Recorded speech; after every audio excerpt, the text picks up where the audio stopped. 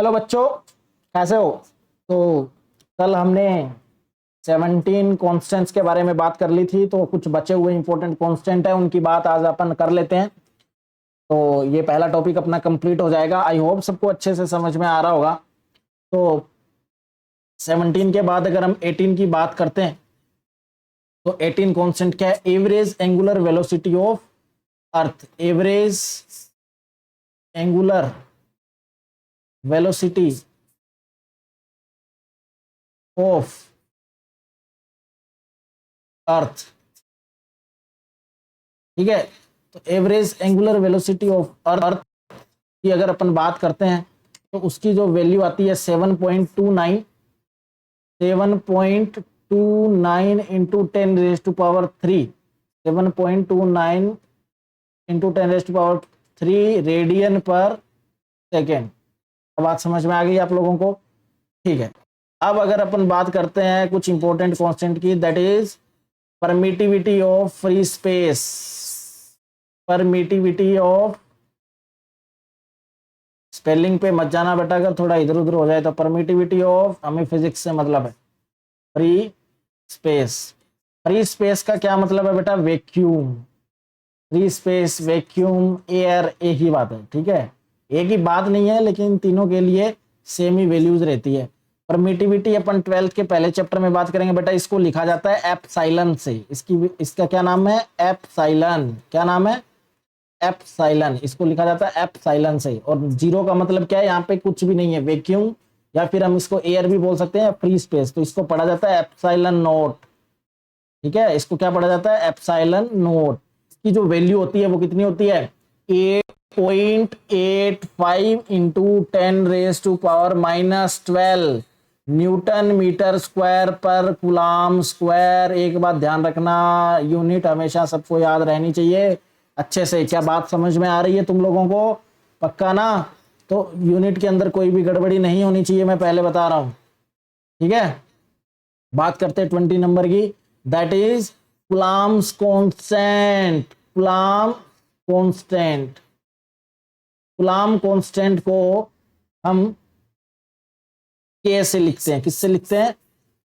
के से लिखते हैं। इसकी जो वैल्यू होती है बेटा 1/4πε0, या फिर इसकी जो वैल्यू होती है वो होती है 9 इंटू 10⁻⁹ कूलाम स्क्वायर पर न्यूटन मीटर स्क्वायर। क्या याद रखोगे? ओके, उल्टा हो गया बेटा, सॉरी। ये जो है ये होगा कूलाम स्क्वायर पर न्यूटन मीटर स्क्वायर, और इसकी जो यूनिट होती है वो होती है न्यूटन मीटर स्क्वायर पर कूलाम स्क्वायर। मैं फिर बोल रहा हूँ बेटा, यूनिट्स को ध्यान रखना। ठीक है, सॉरी बेटा। परमिटिविटी ऑफ फ्री स्पेस मतलब एप्सिलॉन नॉट की जो वैल्यू होती है 8.85 into 10⁻⁻12 newton metre, sorry coulomb square divide by newton metre square. और जो कूलाम्स कांस्टेंट जिसको हम के से लिखते हैं बेटा, उसकी वैल्यू आप 1/4πε0 भी देखोगे। एक्चुअल में देखो 1/4 कांस्टेंट है, पाई की वैल्यू आपको पता होती है। एप्सिलॉन नॉट जो हमने यहाँ पे वैल्यू रखी है, ये वैल्यू रख के आप इसको सोल्व करोगे, अप्रोक्सीमेट 9 इंटू 10⁻9 आएगा। ठीक है, और उसकी यूनिट होती है न्यूटन मीटर स्क्वायर पर कूलाम स्क्वायर। क्या बात समझ में आ गई? एक होता है बेटा 1 फेराड, एक यूनिट होती है चार्ज की faraday. 1 faraday is equal to 96,500 coulomb. क्या बात समझ में आ गई आपको?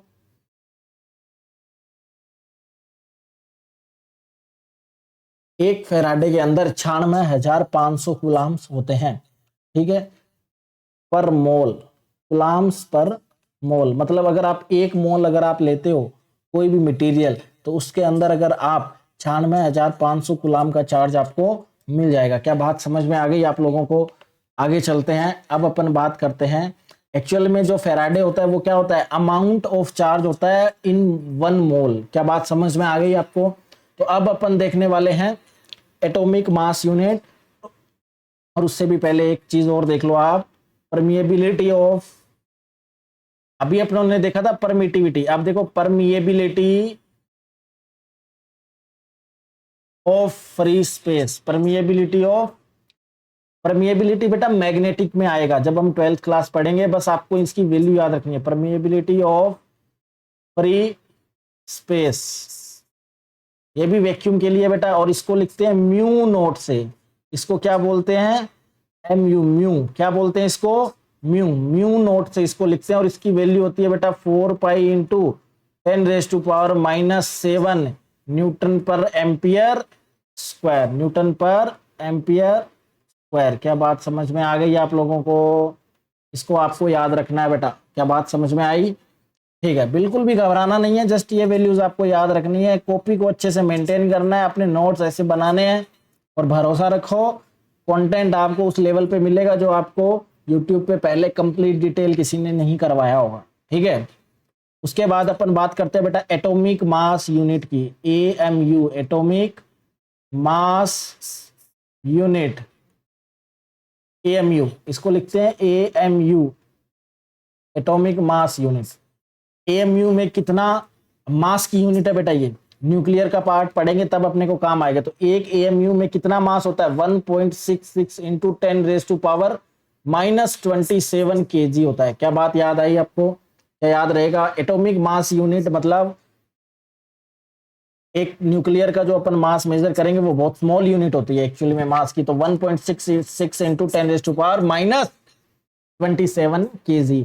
अभी बेटा इसी AMU को हम एनर्जी की फॉर्म में भी लिख सकते हैं, that is called mega electron volt divide by c square. ये बेटा एनर्जी की यूनिट है। AMU इन, अभी हम जो ये मास की यूनिट लिख रहे हैं वो किस में लिख रहे हैं?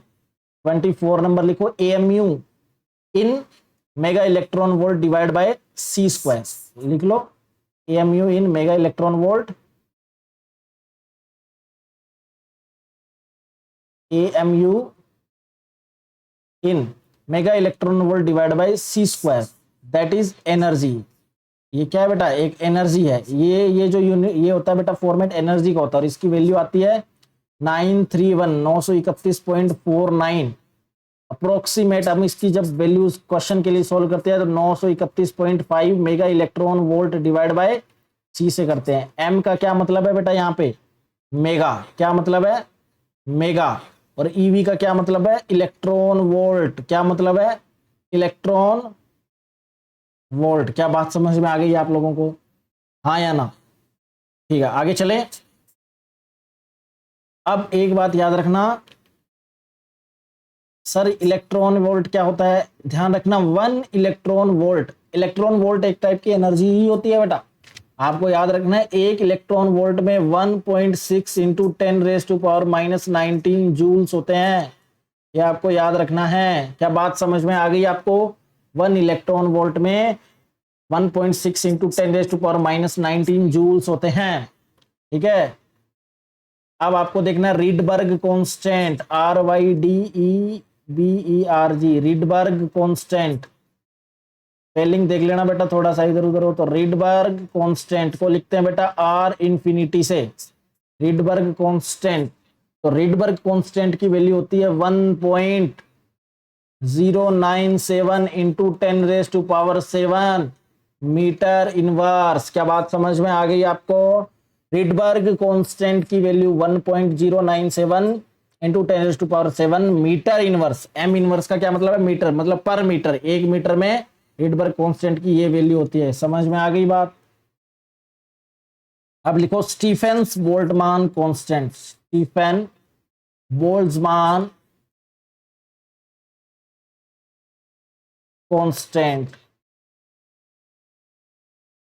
इसको लिखते हैं बेटा सिग्मा से। इसको क्या बोला जाता है? Sigma boy. You know sigma boy, sigma rule, it is, इसको लिखा जाता है सिग्मा। और इसकी जो वैल्यू होती है बेटा वो होती है 5.67 इंटू 10⁻⁻8 वोट पर मीटर स्क्वायर इंटू केल्विन की पावर 4। इसको आप याद रखना, 5.67 इंटू 10⁻⁻8 वोट पर मीटर स्क्वायर इंटू केल्विन की पावर 4। 28 की अगर अपन बात करते हैं तो बोहर मैग्नेटोन, बोहर मैग्नेटोन, इसकी सबकी बात करेंगे बेटा हम जब अपने सिलेबस को अपन पढ़ेंगे। तो बैर मैग्नेटोन को लिखते हैं बेटा म्यू बी से, मैग्नेटोन को लिखते हैं म्यू बी, मैग्नेटिक को बी से लिखते हैं। ठीक है, तो बोहर मैग्नेटोन, म्यू बी, इसकी जो वैल्यू आती है वो आती है 9.27 इंटू 10⁻⁻24 जूल पर टेस्ला, क्योंकि बेटा मैग्नेटिक फील्ड की जो यूनिट होती है वो टेस्ला होती है, ठीक है। तो 9.27 इंटू 10⁻⁻24 जूल पर टेस्ला। क्या बात समझ में आ गई आप लोगों को? ठीक है, अब अपन बात करते हैं बोहर रेडियस की। किसकी बात करते हैं? Bohr radius. बोहर रेडियस को कैसे लिखते हैं? बोहर रेडियस को लिखते हैं आर बी से। आप आर बी से लिख सकते हो, या फिर आप करें तो ए नोट से भी लिखते हैं बोहर रेडियस को। जो न्यूक्लियर की रेडियस को अपन देखते हैं तो आर बी भी लिख सकते हो आप, और ए नोट भी लिख सकते हो। This is the just notation है, ठीक है। तो ए नोट, इसकी जो वैल्यू होती है वो 0.529 फेंटोमीटर रेंज की होती है बेटा, 10⁻⁻15 मीटर। क्या बात समझ में आ गई आपको? 0.529 इंटू 10⁻⁻15 मीटर। बोहर रेडियस को आप ए नोट से भी लिख सकते हो और आर बी से भी लिख सकते हो, इससे कोई फर्क नहीं पड़ता। 0.529 इंटू 10⁻⁻15 मीटर। क्या बात समझ में आ गई? एक होता है बेटा न्यूक्लियर की रेडियस। क्या होती है? न्यूक्लियर की रेडियस होती है। तो न्यूक्लियर रेडियस को क्या लिखते हो? ध्यान दो, न्यूक्लियर रेडियस, न्यूक्लियर की रेडियस को अपन लिखते हैं बेटा आर से, या फिर आर नोट से भी लिख सकते हो आप, कोई भी फर्क नहीं पड़ता है। इसकी जो वैल्यू होती है वो होती है 1.2 इंटू 10⁻⁻15 मीटर। ये भी फेम्टोमीटर। 10⁻15 को क्या बोला जाता है? फेम्टोमीटर, ठीक है। तो ये जब भी अपन यूनिट डायमेंशन पढ़ेंगे तो आपको बताया जाएगा। न्यूक्लियर की radius R naught 1.2 into 10⁻⁻15 metre. क्या बात समझ में आ गई आपको? उसके बाद होता है बेटा molar mass constant. Molar mass constant जो आपको पता होना चाहिए, मोलर मास कांस्टेंट, इसको लिखते हैं आर से। किससे लिखते हैं? मोलर मास कांस्टेंट को लिखते हैं आर से, और इसकी वैल्यू होती है 8.314 जूल पर mole into kelvin. Okay, give me 1 second.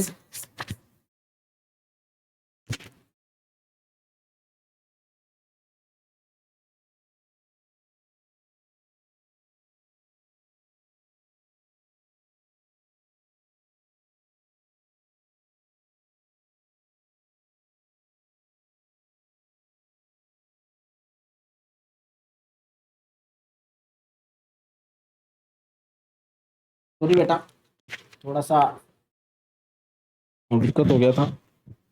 चलो, तो molar mass constant, molar mass constant की लिखते हैं आर से 8.314, 8.314 इंटू, अब यूनिट याद रखना जूल पर मोल इंटू केल्विन, ठीक है। 32 की जो अपन बात करते हैं बेटा, एक्सीलरेशन ड्यू टू ग्रेविटी, आपने सुना ही होगा बेटा। एक्सीलरेशन ड्यू टू ग्रेविटी, इसको स्मॉल जी से लिखते हैं, और इसकी वैल्यू जो एग्जैक्ट होती है 9.8 मीटर पर सेकेंड स्क्वायर। अब ध्यान रखना बेटा, अगर आपको क्वेश्चन में कोई भी वैल्यूज नहीं दी जाती है तो आपको 9.8 से ही सॉल्व करना है। अदरवाइज हम जनरली इसकी वैल्यूज क्वेश्चन में जो लेते हैं 10 लेते हैं, कई बार 10 से भी ऑप्शन कर लेते हैं, कई बार 9.8 से भी कर लेते हैं। मे भी हो सकता है अगर आप 9.8 से सॉल्व करो, अगर क्वेश्चन में कुछ नहीं दिया है और आपका ऑप्शन मैच नहीं कर रहा है, इसका मतलब आपको जी की वैल्यू 10 लेके उस क्वेश्चन को सॉल्व करना था। और अगर क्वेश्चन में 10 दिया हुआ है तो आपको 10 ही लेना है, और अगर कुछ नहीं दिया तो 9.8 लेके आपको सॉल्व करना है। एक्सीलरेशन ड्यू टू ग्रेविटी को स्मॉल जी से लिखते हैं, और इसकी वैल्यू 9.8 मीटर पर सेकेंड स्क्वायर होती है। क्या बात समझ में आ गई आपको? अब बेटा थोड़ा सा बात करते हैं स्टैंडर्ड टेम्परेचर प्रेशर की, जो आपने पढ़ा होगा। स्टैंडर्ड टेम्परेचर, रूम टेम्परेचर वगैरह आपने पढ़े होंगे। स्टैंडर्ड टेम्परेचर प्रेशर, ठीक है, इसको आपको याद रखना है। क्या बात समझ में आ रही है आप लोगों को? ठीक है, तो पहला है एक एटीएम, एटीएम वो नहीं बेटा, पैसे निकालने वाला एटीएम नहीं है, ये एटमॉस्फेरिक। एटीएम का क्या मतलब है? एटमॉस्फेयर। ठीक है, तो 1 एटीएम का मतलब हुआ 1.01 इंटू 10⁻⁵ पास्कल। पास्कल होता है बेटा प्रेशर का यूनिट, इसको पीए से लिखते हैं। इससे लिखते हैं पीए से। तो 1 एटमॉस्फेरिक जो प्रेशर होता है ना बेटा, उसकी वैल्यू 1.01 इंटू 10⁵ पास्कल होती है। इसका क्या मतलब हुआ कि हमारी बॉडी पर एटमॉस्फेयर है जो हर एक पार्ट पर 10⁵। सोच के देखो, 10⁵, इट मींस 1,00,000 टाइम। 5 का मतलब 1 लाख हो गया ऑलमोस्ट। मतलब इतना प्रेशर हमारी बॉडी के हर पार्ट पर सेकंड लग रहा है, एटमॉस्फेयर लगा रहा है। ऐसा क्यों? अगर ऐसा नहीं होता तो बेटा, अगर प्रेशर नहीं लग रहा होता ना, तो हमारी बॉडी फूल जाती और फट जाती। इसीलिए एस्ट्रोनॉट वो पहन के जाते हैं ऊपर प्रेशर को मेंटेन करने के लिए। ठीक है, कम या ज्यादा हुआ दोनों साइड में ही नुकसान है।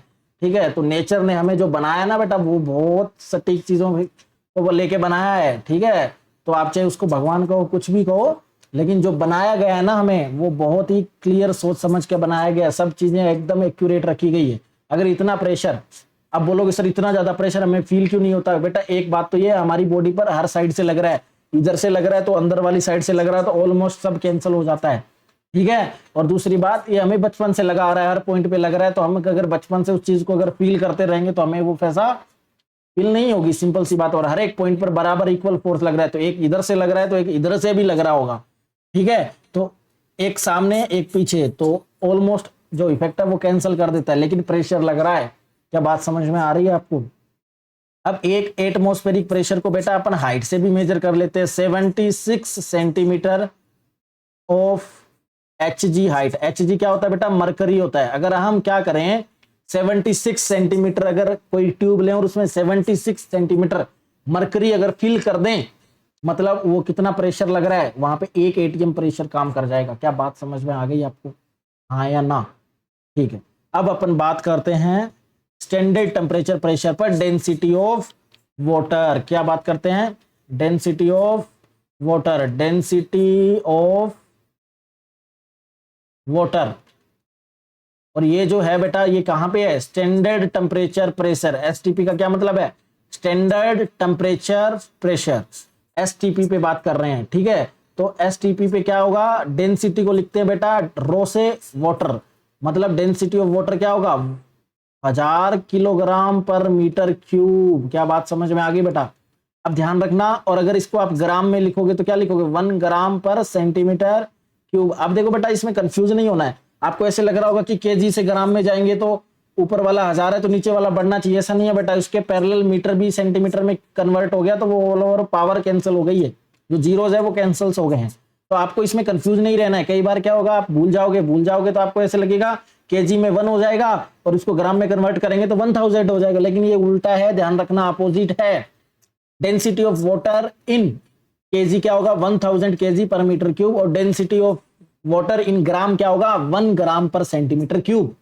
ठीक है, एक्चुअली में ये सेंटीमीटर क्यूब नहीं है, तो क्यूबिक सेंटीमीटर होता है। क्या बात समझ में आ गई आपको? और ये कहां पे है? स्टैंडर्ड टेम्परेचर प्रेशर पर है। एसटीपी का क्या मतलब है? Standard temperature pressure. क्या बात समझ में आ गई आपको?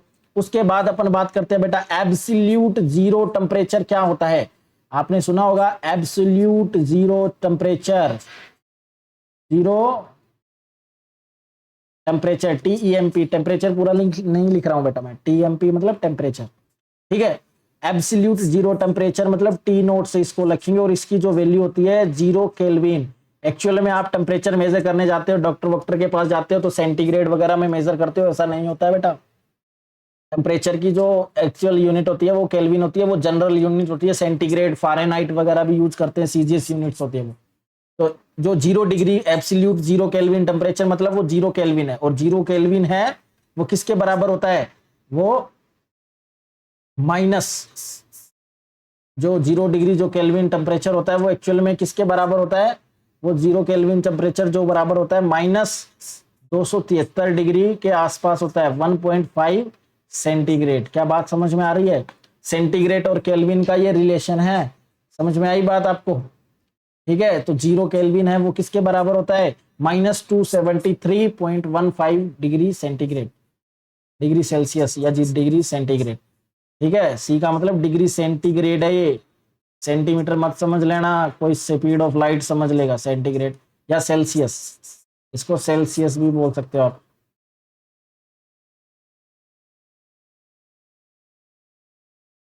स्पेलिंग देख लेना बेटा, सेल्सियस, सेल्सियस। ठीक है, तो एब्सोल्यूट जीरो टेम्परेचर, अगर आपको क्वेश्चन में बोला जाएगा कि एब्सोल्यूट जीरो टेम्परेचर, तो आपको टेम्परेचर कितना लेना है, 0 केल्विन लेना है।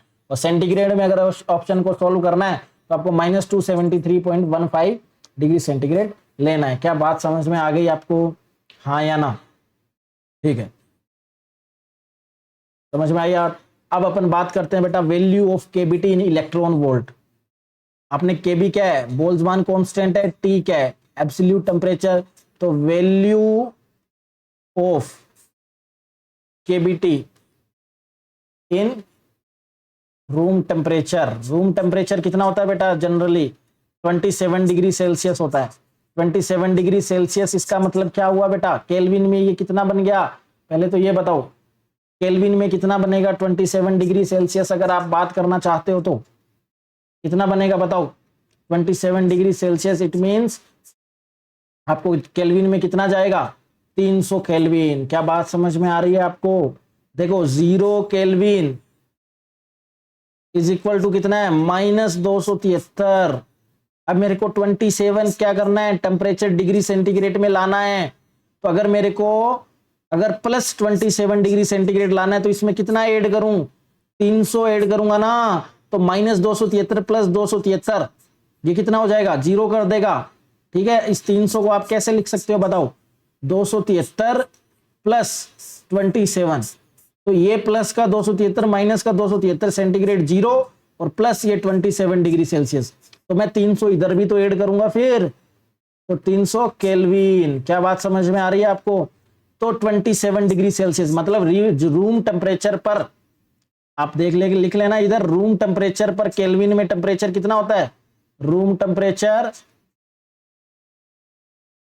ठीक है, केल्विन में सॉरी सेंटीग्रेड में 27 डिग्री सेल्सियस अप्रोक्सीमेट, और केल्विन में कितना होता है 300 केल्विन। ध्यान रखना ये रूम टेम्परेचर है, स्टैंडर्ड टेम्परेचर पे। ठीक है, तो 27 डिग्री सेल्सियस पर केबीटी की जो वैल्यू आती है वो कितनी आती है बेटा, 0.026 इलेक्ट्रॉन वोल्ट। ठीक है, 0.026 इलेक्ट्रॉन वोल्ट, याद रखना। ठीक है, अब अपन बात करते हैं एडियाबेटिक बल्क मॉड्यूलस की। ठीक है, adiabatic bulk modulus, adiabatic bulk modulus, adiabatic bulk modulus of elasticity of gas. ठीक है, इसको बल्क मॉड्यूलस को लिखते हैं के से। ठीक है, और इसकी वैल्यू होती है गामा पी, ये गामा है, क्या है ये, गामा, गामा वाले बालक। ठीक है, adiabatic bulk modulus of elasticity of gas, ये क्या होता है इसके चक्कर में नहीं पड़ना है, बस आपको ये याद रखना है कि एडियाबेटिक बल्क मॉड्यूलस, एडियाबेटिक क्या होता है, एडियाबेटिक प्रोसेस, ये सब अपन थर्मोडायनेमिक्स में पढ़ने वाले हैं। इलास्टिसिटी, इलास्टिसिटी भी क्या होता है ये भी पढ़ेंगे, गैस के लिए ये, तो के से लिखते हैं इसको, गामा पी लिखते हैं। ठीक है, और इसकी जो वैल्यू आती है वो आती है 2 × 10⁵ न्यूटन पर मीटर स्क्वायर। क्या बात समझ में आ गई? इसकी जो वैल्यू आती है वो क्या आती है, गामा पी 2 × 10⁵ न्यूटन पर मीटर स्क्वायर। क्या बात समझ में आ गई? आपको ये भी याद रखना है बेटा, 38 नंबर अपन लिख रहे हैं अभी, 38 नंबर क्या याद रखना है, speed of sound in air, speed of sound in air, speed of sound कितनी होती है एयर के अंदर, वी/एस से लिख सकते हैं इसको। ठीक है, स्पीड ऑफ साउंड को किसे लिखते हैं, 330 मीटर पर सेकेंड। क्या बात समझ में आ गई बात आपको? ठीक है, 1 कैलोरी, 39 नंबर अपन लिख रहे हैं, 1 कैलोरी कितना होता है बेटा, 1 calorie is equal to 4.18 joule के बराबर होता है। ये बात आपको ध्यान रखनी है, 1 calorie is equal to 4.18 joule होता है। एक होता है बेटा Euler's number, EULERS, Euler's number, ठीक है। ऑयलर्स नंबर्स मतलब जो ई होता है, ई अपनों ने ई की पावर एक्स, ई की पावर वाई, ये सब आपने पढ़ा है ना, ई की पावर एक्सपोनेंशियल, तो इसको बोलते हैं ऑयलर्स नंबर, ठीक है। ई से लिखते हैं इसको, इसकी जो वैल्यू होती है 2.718, आपको इसको याद रखना है। क्या बात समझ में आ गई। एक होता है बेटा पाई, पाई की आपको वैल्यूज पता होगी बेटा। पाई को अगर हम एंगल में लिखते हैं तो इसकी वैल्यू बनती है 180 डिग्री। अगर हम वैसे लिखते हैं तो 22/7 आप लोगों ने पढ़ा होगा, और एक और भी पढ़ा होगा 3.14 भी आपने पढ़ा होगा। क्या बात समझ में आ गई आपको।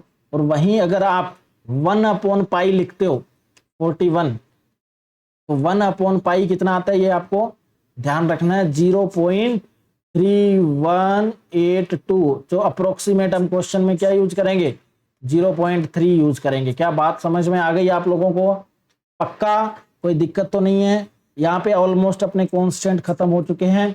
और आपको याद रखना है √3 की वैल्यू कितनी होती है, √2 की वैल्यू कितनी होती है, ठीक है, 7.414, जो आप √3 √2 की वैल्यूज है वो आपको लिखनी है, ठीक है। क्या बात समझ में आ गई। √3 की वैल्यू, √2 की वैल्यू और √5 की वैल्यूज भी आपको याद रखनी है। जब हम लॉग पढ़ेंगे तो अपन करेंगे इसकी वैल्यूज, ठीक है। तो ये वैल्यूज आपको घर से होमवर्क है जो आपको करके और इसमें ऐड कर लेनी है। क्या बात समझ में आ गई है। तो बेटा इंस्टाग्राम पे आप जाके DM कर सकते हो, फिजिक्स बाय विजय स्टार सर सर्च करोगे आपको अकाउंट मिल जाएगा।